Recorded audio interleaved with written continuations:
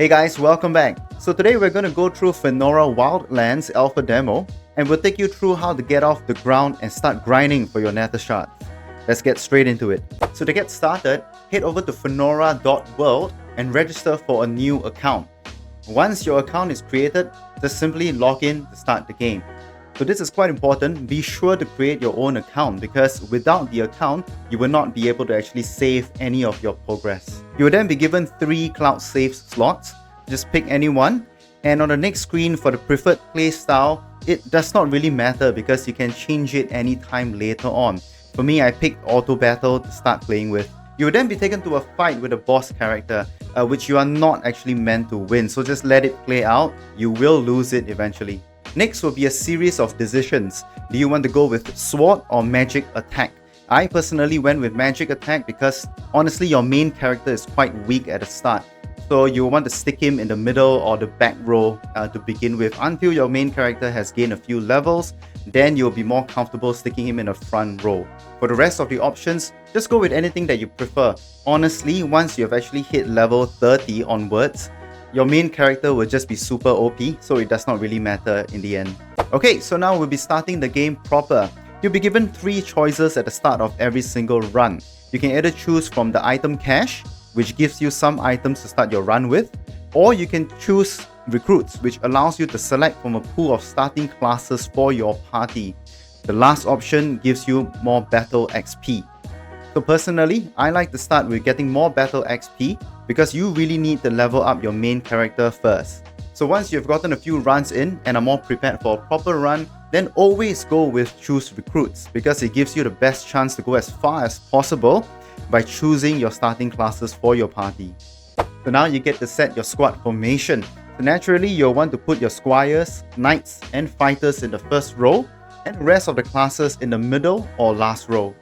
Okay, so now we have hit the stage selection screen.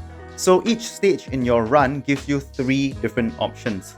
The first option is always the skull icon, which takes you to a normal enemy fight. For the second option, there are several variations. The skull with the red horn icon takes you to a tough, typically a boss enemy fight. The heart icon takes you to a healing spring, which allows you to either heal your party or resurrect a dead party member. The dojo allows you to promote the class of your members. Although, remember that you can promote your class for free once they reach level 12. So do not, I repeat, do not use your nether shards to promote your characters. It's totally not worth it at all. The item bag icon takes you to the merchant, which lets you buy and sell items and potions. I almost never go there. The treasure chest icon gives you some items or potions, which is really useful, but it scales according to the level of your party. So I usually only do this during the second part of a dungeon run. So your third choice is always a question mark icon, which takes you to a random room. So technically, you really are choosing between the first and second choice only for each stage. So last but certainly the most important one is the nether enemies room. So it looks like the normal skull icon that you will see in the first choice. The key difference is you actually see lightning in the animation. So always, I repeat, if you see this, always take this room because it is completely random and there's no guarantee that you might actually find this room in a single run. So if you do come across them, always take them. Entering this room will allow you to fight with nether enemies, which will then give you your nether shards. And on the bottom left, you will actually see your progress bar. So this is the first part of the run, which ends at the first boss. After that, you'll need to go through the second part of the run to get to the final boss of the alpha demo. And on the bottom right, clicking on the cam icon lets you change your squad formation. You can also click on the shard icon to view the class progression. The item icon allows you to equip items to your members and also add and remove items from your item bag. And finally, Munchkin's icon takes you to the shop, where you can use your nether shards to purchase your white list. So each white list costs 20 nether shards and you can purchase up to 6 different white lists. Why 6? Because you can have up to 6 different party members. Alright, so next let's take a look at the combat interface. The bottom left displays your squad formation. You can actually change the position of your members during a fight by clicking on the move option. I hardly ever do this though, since you should always enter a fight with the proper formation in the first place. If you're on auto, you can manually take control of a character by clicking on their icon in the squad formation on the bottom left. And on the top right corner is the enemy's squad formation. So just a tip, if you are using auto, you can always click on a specific enemy to get the entire party to focus attack on that particular enemy. So I always use this because otherwise your members will be hitting different random enemies all the time.